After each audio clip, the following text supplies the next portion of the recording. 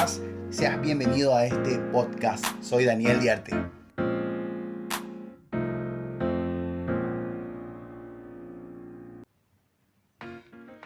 Hola, ¿cómo están? Espero que estén súper bien. Nosotros seguimos con nuestro cometido. Estamos llegando al capítulo 3 del libro de Proverbios. Vimos nosotros todo lo que era el capítulo 2 y es increíble lo que podemos sacar, las riquezas que podemos sacar de un libro, ¿verdad? En este caso sería del libro de Proverbios de la Biblia. Vemos nosotros que este capítulo 3 empieza con un recuerdo, con una directriz de parte de Salomón hacia su hijo, pero lo más importante es que nosotros ya habíamos hablado en el capítulo anteriores de que Dios quiere llamarte hijo.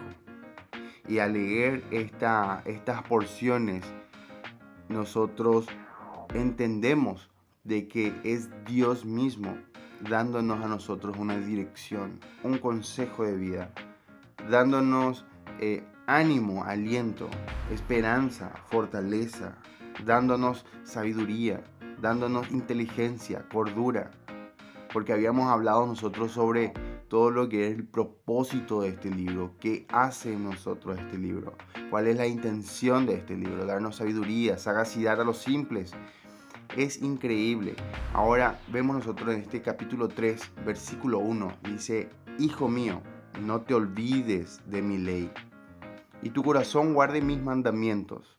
Porque, dice en el 2, porque largura de días y años de vida y paz te aumentarán. En el 3, nunca se aparten de ti la misericordia y la verdad. Átalas a tu cuello, escríbelas en la tabla de tu corazón. Y 4, y hallarás gracia y buena opinión ante los ojos de Dios y de los hombres. ¡Wow! Qué increíble lo que este libro está haciendo y lo que nos está diciendo. Dios mismo te está diciendo y me está diciendo a mí: Hijo mío, no te olvides de mi ley. Este es un consejo que Dios nos está dando, de que recordemos, tengamos presente en nuestra mente, en nuestros pensamientos, su ley, sus mandamientos, sus decretos. ¿Por qué? ¿Por qué? Porque para nosotros normalmente es muy fácil sacar de nuestros pensamientos algo. Así que Dios quiere que nosotros podamos tener eso presente, que lo tengamos, que tengamos en nuestros pensamientos, sea parte de nuestro pensamiento, que seamos conscientes siempre de que Dios tiene directrices, tiene su ley, sus mandamientos, esos decretos personales que Él hizo a la humanidad. Entonces, dice: y tu corazón guarde mis mandamientos. Esto es lo más interesante, porque dice: y tu corazón guarde mis mandamientos. Es decidir no olvidar la palabra de Dios. Esto es mucho más que un ejercicio mental de memoria. También está conectado a una vida de obediencia, una que es guardar los mandamientos de Dios. Si uno recuerda mentalmente la palabra de Dios, por ahí uno puede saber todos los mandamientos, tener en su mente, pero no obedecerlos, no hacer. Y entonces lo que uno está haciendo prácticamente es olvidar, es dejar de lado. Por eso dice: no te olvides, que tu corazón guarde, porque muchas veces nosotros podemos tener en nuestra mente, así como dijimos anteriormente, es tener en nuestros pensamientos, pero lo podemos tener, pero no hacer. Y es lo mismo o peor. La Biblia dice que peor es aquel que sabe y hace lo malo. Ahora, si de repente uno hace lo malo sin saber, ok, igual está mal, pero es doble. O sea, la carga de responsabilidad que tiene una persona que sabe que está mal algo y lo hace. Entonces eso es lo que nos está diciendo Dios, y que tu corazón guarde mis mandamientos. También vemos nosotros que dice Bridget, le cito, dice, el corazón es lo primero que se aleja de Dios y también es lo primero que regresa a Dios. También notamos que esta obediencia debe ser del corazón. Nuestra meta en obediencia no es una mera conformidad externa de la voluntad de Dios, sino un corazón que lo ama y lo obedece.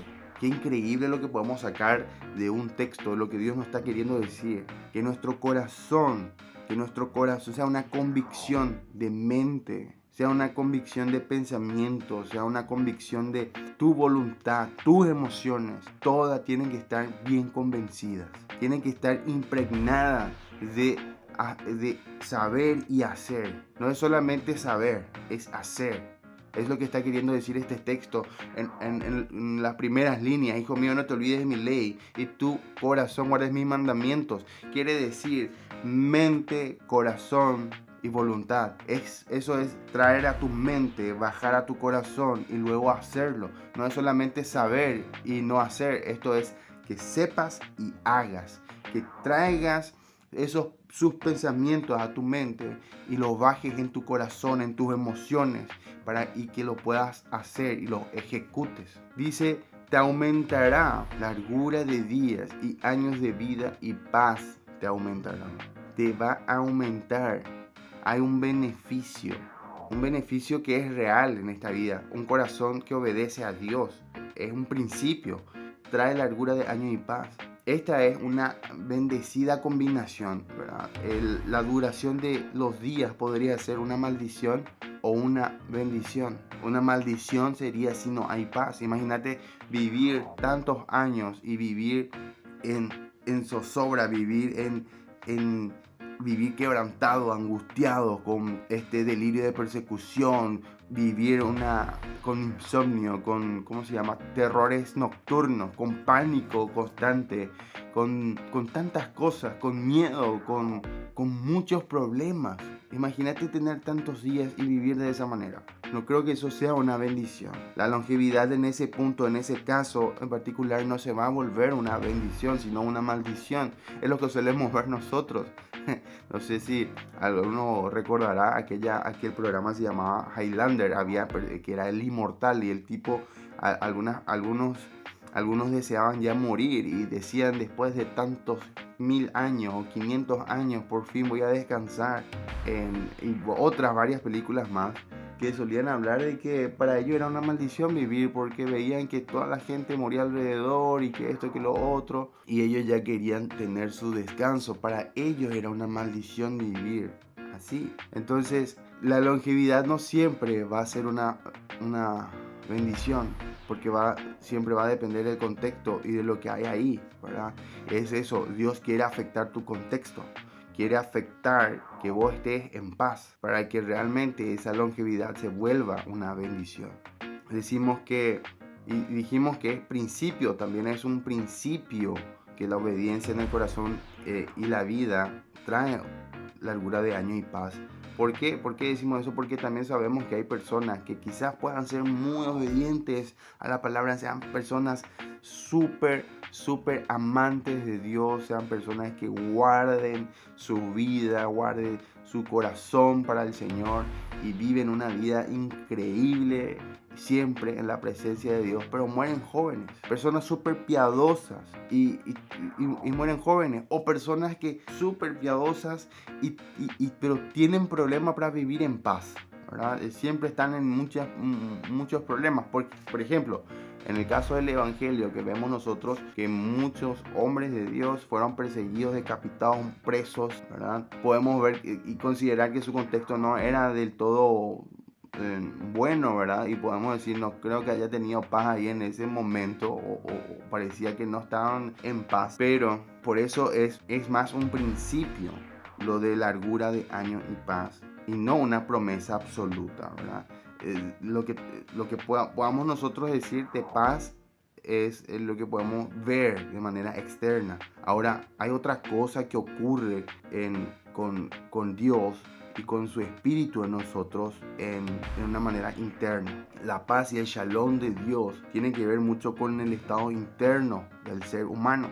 Entonces, cuando nosotros estamos en el Señor, en Cristo, y su espíritu en nosotros, aunque estemos a punto de ser decapitados, como fue Pablo, él decía, he terminado la carrera. Ahora me conserva, y sus ojos estaban puestos ya en la promesa.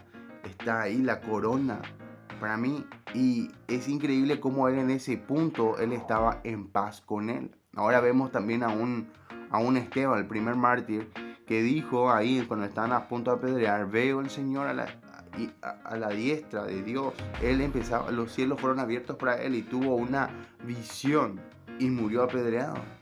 Ocurre algo con nosotros por medio del Espíritu en nosotros, que es el shalom de Dios, es la paz interna. Ahora podemos nosotros decir que Dios tiene un beneficio, el que nosotros podamos llevar a cabo su palabra, honrarlo, como aquel mandamiento, el primer mandamiento con promesa que decía, honrarás a tu padre y a tu madre y tendrás paz y te irá bien.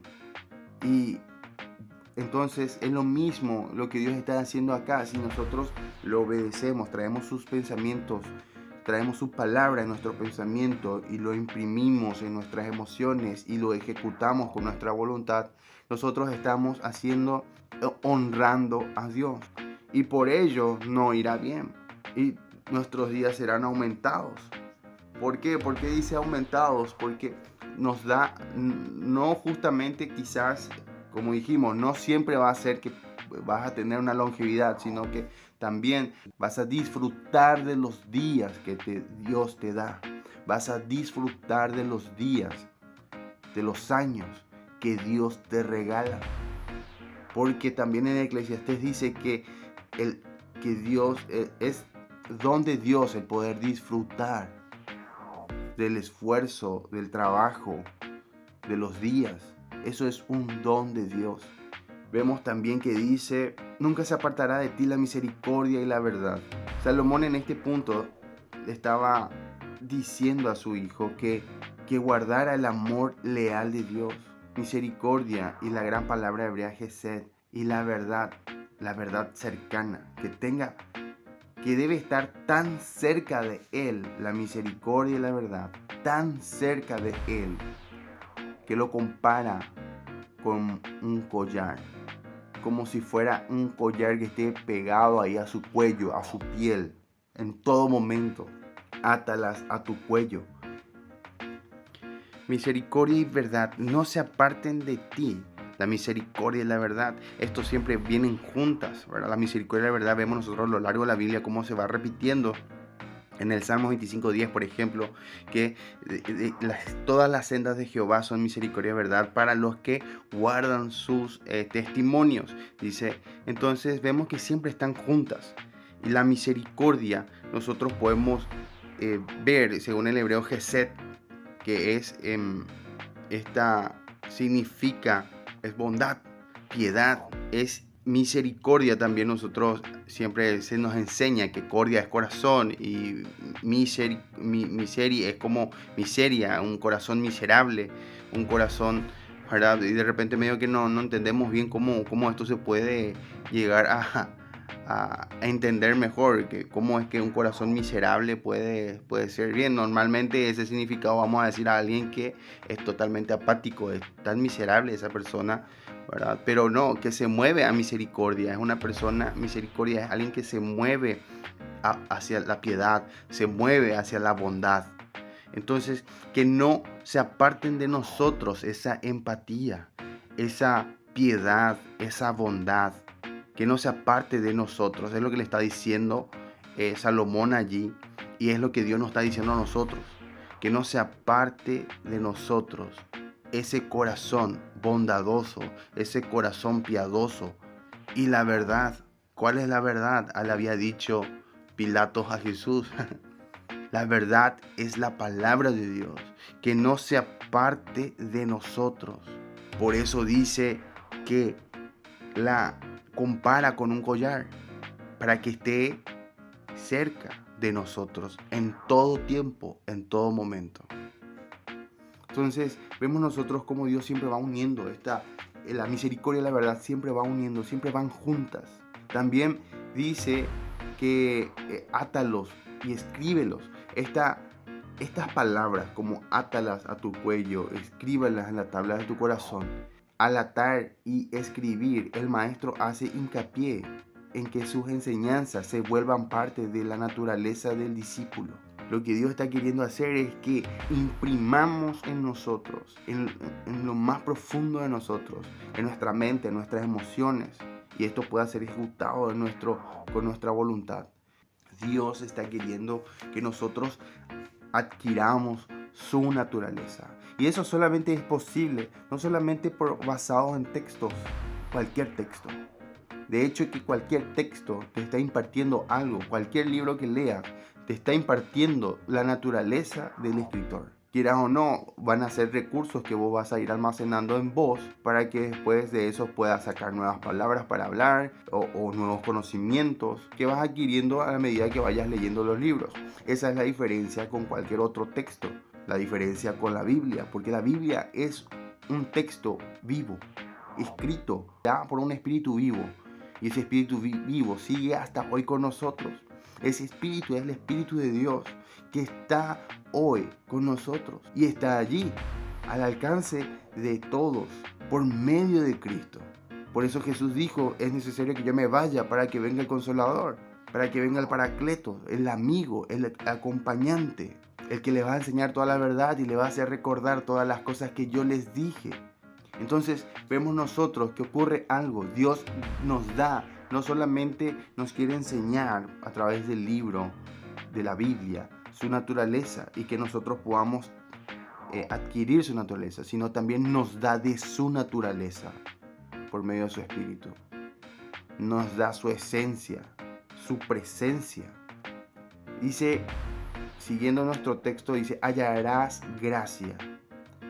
La vida realmente, la vida bendita y obediente es una vida magnética, si se puede decir.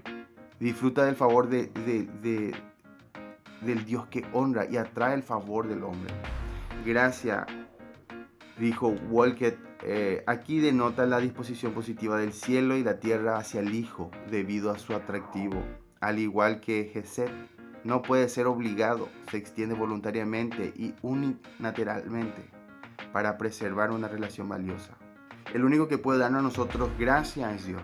Y de una manera unilateral. No podemos nosotros forzarle a Dios, obligarle a Dios que nos dé su gracia. Gracia, para que recordemos, gracia es un favor inmerecido. Dios nos da ese favor. Dijo Garrett, esto significa que otros reconocerán la competencia y la inteligencia del individuo sabio. Con la gracia viene la sabiduría. Con la gracia viene, ese es el famoso, qué agraciado, como nosotros acá coloquialmente en Paraguay se suele decir, qué agraciado ese tipo, qué agraciada esa mujer. Es muy agraciada, ¿verdad? Es como que hay una gracia, hay un favor que no se puede explicar. No puedes explicar por qué, ni cómo se puede llegar a dar. Te parece tan agradable todo de esa persona, te parece agradable cuando camina, cuando se sienta, cuando habla, te inspira, te transmite paz, te inyecta fe. Hay veces que estás hablando con alguien y sin darte cuenta empieza a inyectarte fe. ¿Por qué? Porque esa es la gracia de Dios operando en la vida de la persona. Dios es el que se lleva todos los créditos. Por ejemplo, vemos también Esdras. Sabía tan bien esto y lo reconoce esto con mucha gratitud. Esdras 7, capítulo 7, versículo 27 y 28.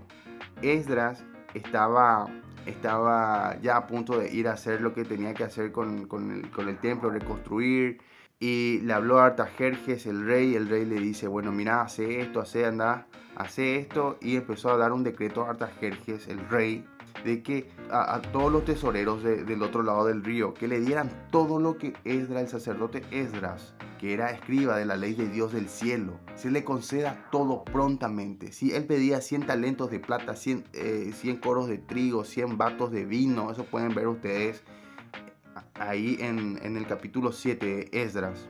Y le dice en el 25, mira, Esdras, vos conforme a la sabiduría que Dios, tu Dios te da, pon jueces, gobernadores que gobiernen a todo el pueblo del otro lado. Le empieza a decir, le da instrucciones, mira, los que no saben de la ley se le va a enseñar, y a los que no quieren cumplir la ley, que ya saben la ley, no quieren cumplir, o se le va a desterrar, tienen que pagar multa o prisión o muerte. Y en el 27 de Esdras dice lo siguiente, y a lo que quiero llegar: bendito Jehová, Dios de nuestros padres, que puso tal cosa en el corazón del rey para honrar la casa de Jehová que está en Jerusalén, e inclinó hacia mí su misericordia delante del rey y sus consejeros, y de todos los príncipes poderosos del rey. Y yo, fortalecido por la mano de mi Dios sobre mí, reuní a los principales del rey para que subiesen conmigo. ¡Wow! ¿A quién le estaba reconociendo y todo lo que Dios estaba haciendo? Dios estaba abriendo puertas. Y es lo que quiere decirnos este libro. Es lo que nos quiere decir esta porción. Al darnos gracia, Dios nos va a empezar a abrir puertas. Nos va a dar gracia delante de los hombres. Primero, la gracia, la misericordia. Nos ganamos, por decirlo de alguna manera, delante de Dios. Primero es ante sus ojos y después delante de los hombres. Y se va a empezar a abrir puertas para que podamos nosotros cumplir el propósito que Dios tiene para nosotros. El propósito, su propósito en nuestras vidas. No mi propósito para Dios, sino el propósito de Dios para mi vida. Eso se va a ir cumpliendo. Eso es lo que se va a ir cumpliendo y eso es lo que se va a ir dando. Esa es la gracia que opera en nosotros. Esa es la gracia que Dios nos da y promete a aquellos que le buscan. Promete a aquellos que empiezan a meterse, imprimir en todo su ser la palabra de Dios, buscar a Dios, porque lo que hacemos con la palabra de Dios es buscar a Dios. No estoy hablando solamente de cumplir liturgias, estoy hablando de que realmente podamos nosotros buscar a Dios. Y la única forma en que podamos salir a buscarnos es buscar a Dios. No quiere decir que te vayas, empiezas a caminar corriendo por ahí y tratar de buscarle a Dios en el bosque, en el cielo, no sé, debajo de la cama. No, buscar a Dios, la única forma en que podamos nosotros buscar a Dios es en su palabra. Podemos hacer todo el resto, pero con su palabra. Te vas al monte, con su palabra. Te vas debajo de la cama, pero con su palabra. Entonces, ¿qué es lo que Dios está queriendo decir? ¿Qué quiere decirnos con esta porción de Proverbios? Quiere decirnos, al obedecer, no podemos obedecer algo que no conocemos. Y no podemos obedecer, sí, y para conocer tenemos que acercarnos. Es la única manera. Entonces Dios lo que está queriendo es que nos acerquemos a Él. Aprendamos de Él, de su naturaleza. Vimos nosotros que Él quiere que nosotros adquiramos su naturaleza al escuchar su palabra, a obedecer su palabra. Porque dijimos nosotros, no es solamente tener en la mente y no hacer, no ejecutar, sino es tener en la mente, bajar el corazón en nuestras emociones y luego ejecutarlo.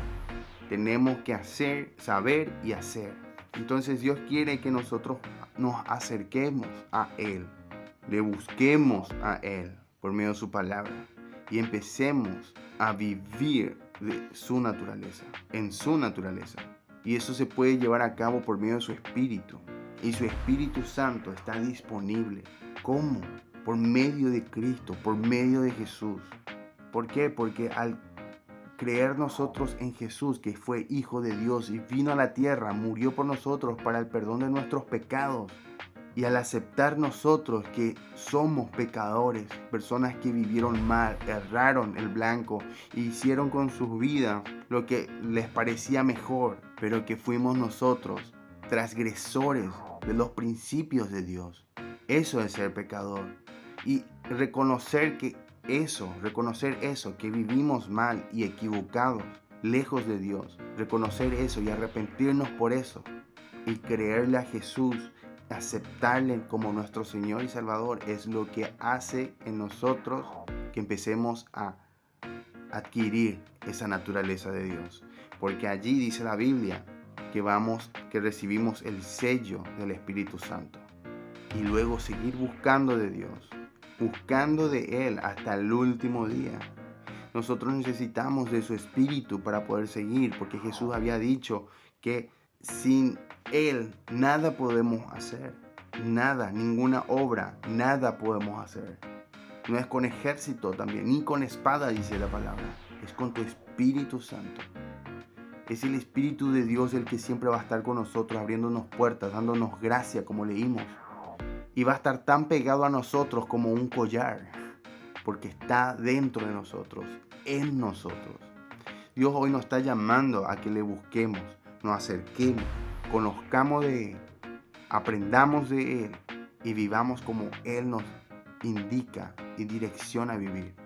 Espero que te haya servido esta porción y este paso que hicimos por el capítulo 3. Oro por tu vida para que puedas encontrarte con Dios. Y si ya te encontraste con Dios, que sigas volviéndote cada vez más apasionado de Dios. Y que tu relación con Dios cada vez sea más fuerte. Que tu relación con Dios sea más, como decimos nosotros, sea más on fire. Sea más fuego con Dios. Que te apasiones por Él.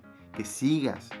Que no abandones. Que continúes. Aunque vengan vientos, soplen vientos fuertes, se levanten tempestades, vos abrazale fuerte al Señor. No le sueltes, no abandones la fe. No declines, no te apagues. Oro por tu vida para que Dios te dé fortaleza, te dé dirección, te dé guía, te dé sabiduría, inteligencia, cordura, sagacidad. Que Dios te bendiga, que Dios te ilumine, te acompañe, que extienda su mano sobre tu vida, que te dé gracia y favor en todo lo que hagas, para que puedas llevar a cabo el propósito de Dios en tu vida. Espero te haya servido. Dios te bendiga.